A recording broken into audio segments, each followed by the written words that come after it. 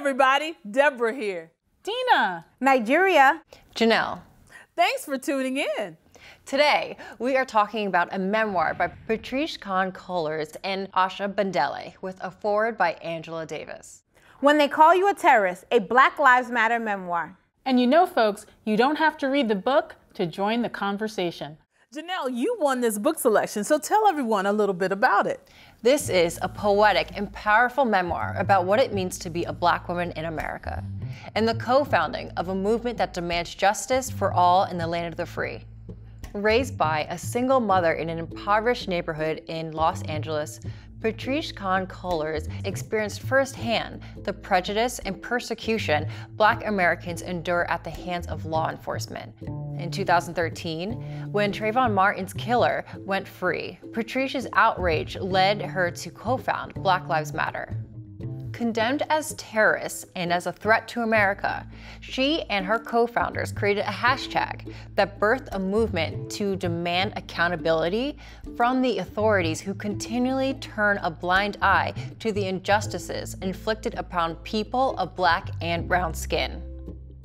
When They Call You a Terrorist is Patrisse Khan-Cullors and Asha Bandele's reflection on humanity.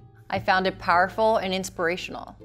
And I can't wait for everybody to join the tea to have this very important conversation. Okay, ladies, are we ready? Yes. Well, all right then. Grab your cups. It's time for The tea.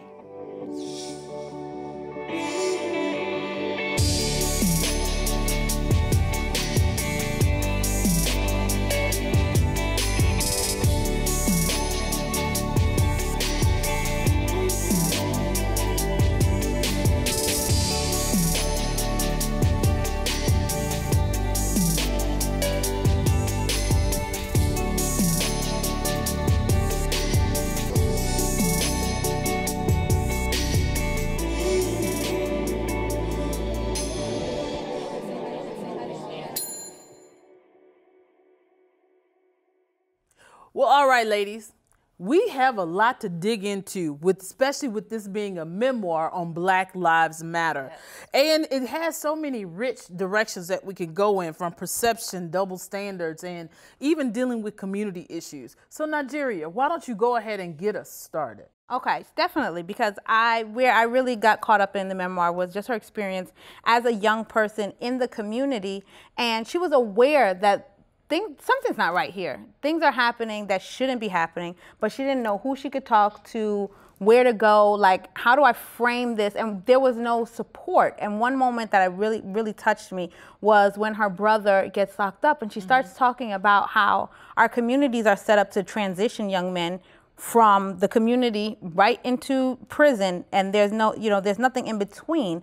And when I was young, I was in junior high school and I had a boyfriend, and he was cute, he was fine. Hey, you don't know what fine is in middle school. But he had crisscross braids, girl. No, hold on. I know fine. I got a degree in that. But that's another episode, right? Show. But he was eventually arrested while we were dating, and he was detained at Spofford Detention Center, which is no longer open now.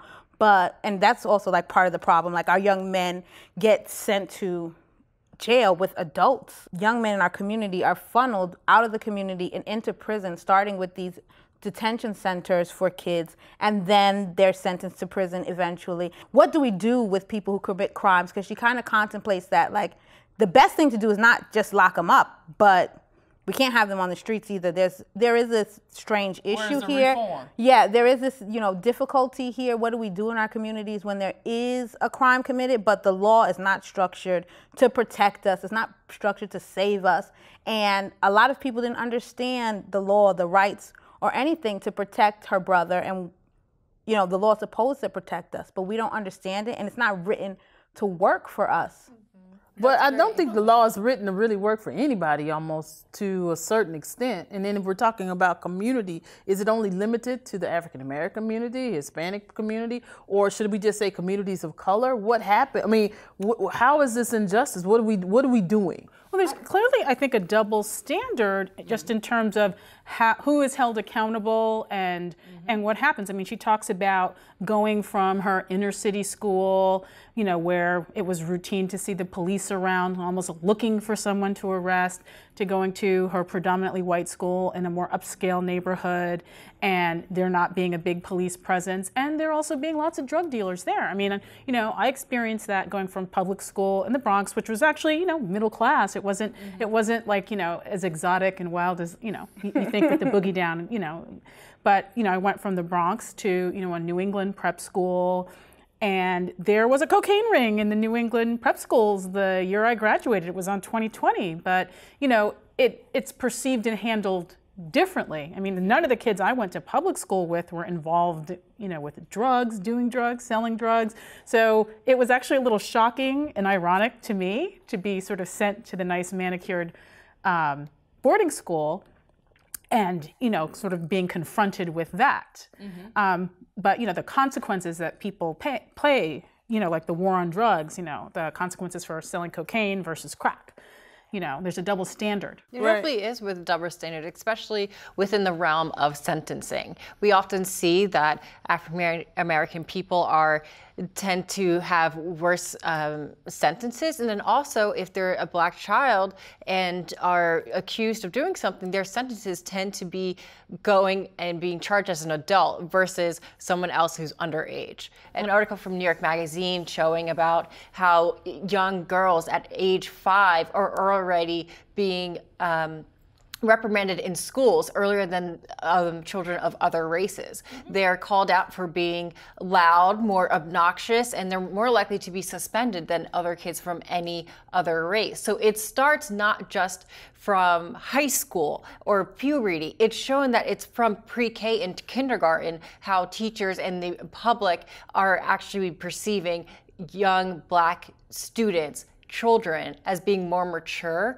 and having more control over their decisions than other white children who are perceived as being innocent. But I would also have to say, even dealing with the perception, the double standards, we can even go back, not even that far back, even before the Black Lives Matter really got into it. We can even look at the whole situation in Katrina, where they did news specials, and they showed you 2 pictures. This one Caucasian man is looting a store, getting food, walking across the water. But same picture, exactly. And same thing, they had the black man looting, same said store, walking across the same said water. Headlines were 2 totally different. The white picture said, the Caucasian picture said, man getting food to help his family. Black man said, man stealing from the store, being a thug or something weird like that. And I'm like, the same pictures. But it goes back to the double standard, and it goes back to the perception that we have. I said, even growing up in a suburban neighborhood, I was like the only black child in my 3rd grade class. I had a teacher, she put out all these magazines, and we had to find someone that looked like us in this magazine. So I'm just sitting there. And she like really just totally freaked out. Like, why aren't you doing your work? I said, well, I'm following your directions. You said find somebody in this magazine that looks like me, and nobody in this magazine looks like me. So that had to be my awakening to how people don't really perceive the perception of what this little African-American child needed in her class. But this was the 70s. So it's like I get that whole double standard of education. And then I also look past her too as being a teacher that really didn't look at the color of her classroom. She looked at, these are just my students. And I just feel like, what do we do to help to start changing the education system? We have to have a strong presence and let them know, because I have the similar experience, and it's 2018 now, and my daughter goes to school on the Upper West Side, which is very white, even though we're in Manhattan. And then over the summer, we participated in a Black Lives Matter movement, you know, march. So she was able to go and now have a voice and say to her teacher herself, I'm an activist, and she won't let them just do school without black people in the curriculum, because otherwise, maybe it's because there's only one of you, we don't need to talk about what you guys have done. It doesn't matter, we don't need to focus on that. So we remind them, we're here and we contribute to the world and to society embrace us. Don't leave us out. Don't neglect us. But that also goes back to that whole new standard of teaching. We're all the same. There's no different. Where people are people. So, you guys have children. Well, I mean, making something generic, there is no generic. They say that, equality, say, for someone who's disabled isn't someone having the same kind of seat. It's me having the kind of seat I need and you having the kind of seat you need. And when someone takes what their needs are and make them generic, I mean, that's another type of abuse and oppression. You're making you invisible. It is. And I totally agree with that because I see it all the time. And, especially being an educator and dealing with you when you get to a certain age of child, they think like that sometimes. And it's like I understand the equality, but we also need to teach to the differences. And so clearly, our theme for this particular book has to be double standards. Oh, definitely. Do we agree? It has to be double standards because I feel like depending on what side, and I hate to say it like this as well, depending on what side of the fence you're on is going to determine how you're treated. And Angela Davis really made a really powerful point in the introduction, how no white hate group has ever been labeled by the government as a terrorist organization. Yes. It's a freedom of speech for the Ku Klux Klan or the neo-Nazis, and all she's saying is, don't kill me, don't kill my children, brother, don't kill my sister. Yeah, and you're a terrorist for saying that. Right, and then when people say all lives matter, no, we get that. There we go. We get that. All lives are not in trouble right now. All lives are not being shot right now. People are not in danger. That's not what matters. And that's where it is a double standard. And that's where she points out in the rules that they give cops to look for gang activity. Could be the same rules that you apply to Congress. They meet and congregate regularly in the same place. They wear the same outfits and wear the same colors. Yes, there's gang activity going on, and guess who they're trying to commit a crime against? Us. Us.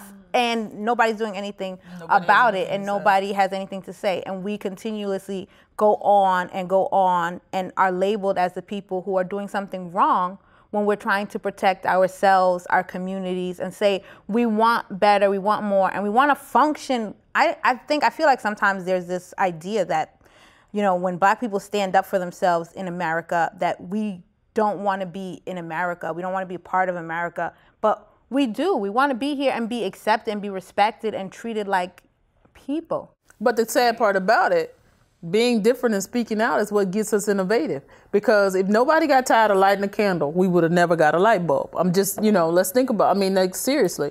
So it's like, when do we stop putting labels on it and just accepting people for being different?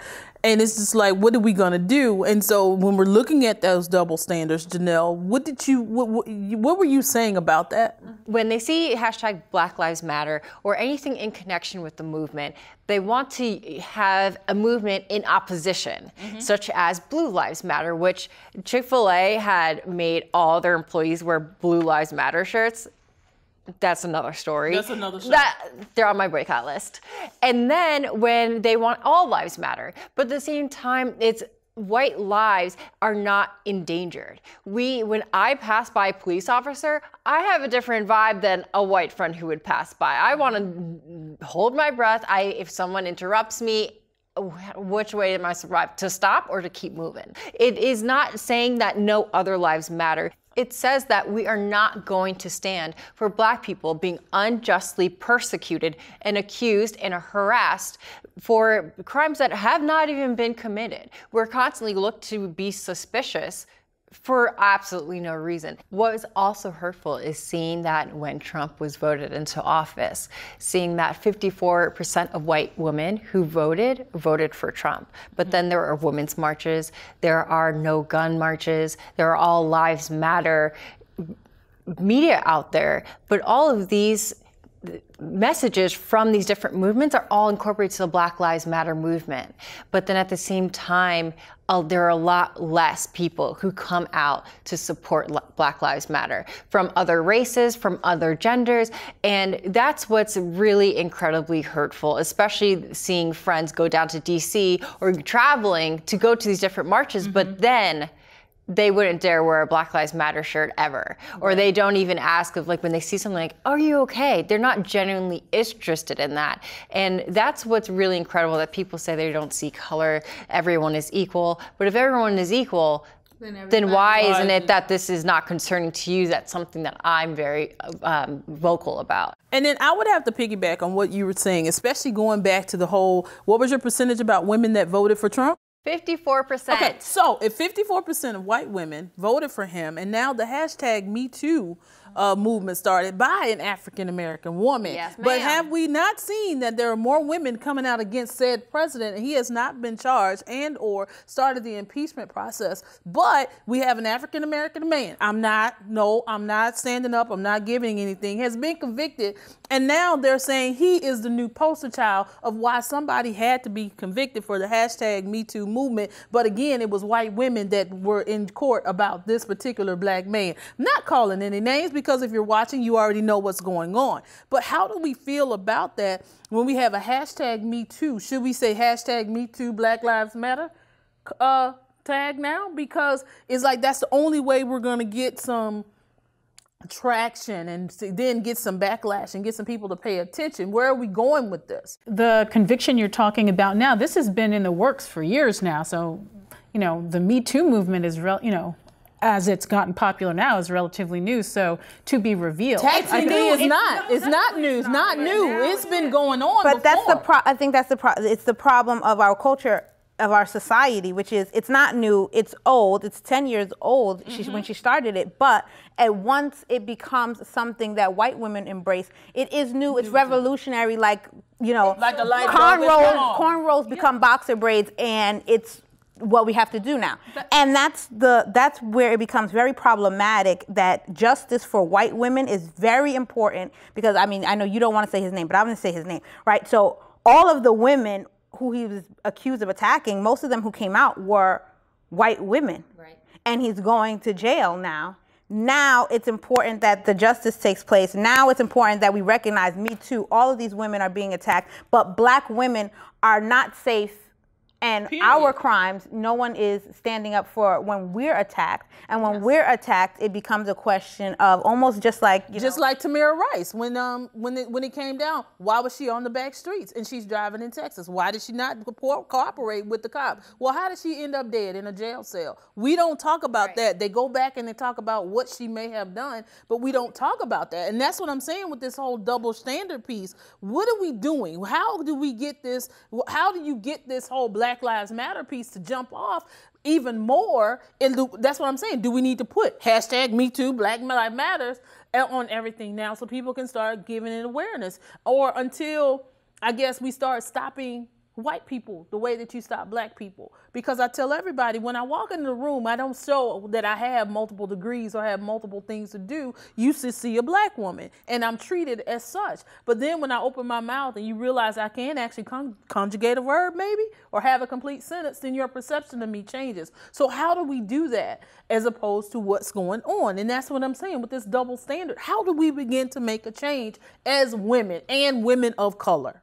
Well, I think part of the change is, one, we're making it right here because we're showing, that we are more than just our skin color. But there is something going on up here, and everything is not always, the colloquialism. We can, conjugate a verb, complete sentences, and defend ourselves and have fun. And then at the same time, I think what needs to happen also is we need to be more consistent in our fight if our lives matter, because our lives only matter in a crisis. And we may leave someone like Patrisse alone to fight for a while she's a terrorist until the next crisis arises, when we should all continue to voice our opinions and make sure that we're heard, and making sure that our feelings, our rights are still validated by ourselves, but making sure that lawmakers, others in power, are still recognizing us. It's difficult to understand whether or not Black Lives Matter movement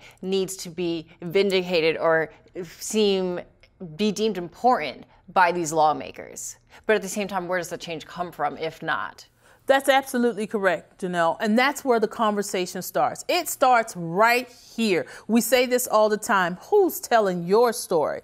The Tea. Join us in this conversation about Black Lives Matter and where does it start? Because she also deals with her own personal issues, and we can talk about the whole. Well, people have many different identities, you know, your gender, your race, your sexual orientation, socioeconomics. So there is a point where those are coming to, that's all of you. You're not just one or the other. So sometimes that's in conflict. Sometimes, you know, African Americans are accused of being, you know, homophobic. And so, you know, you go from being victimized to being the oppressor. Right. And so, because I always tell everybody I have multiple issues because I got multiple problems because I'm Black. That's a problem for some people. I'm a woman. That's a problem for some people. And I'm chunky. That's a problem for some people, but I don't care. So it's like, how do we just get over the differences? And I think the biggest issue and the biggest solution to the problem is that we have to learn to accept people for who they are. Remember, the conversation starts right here.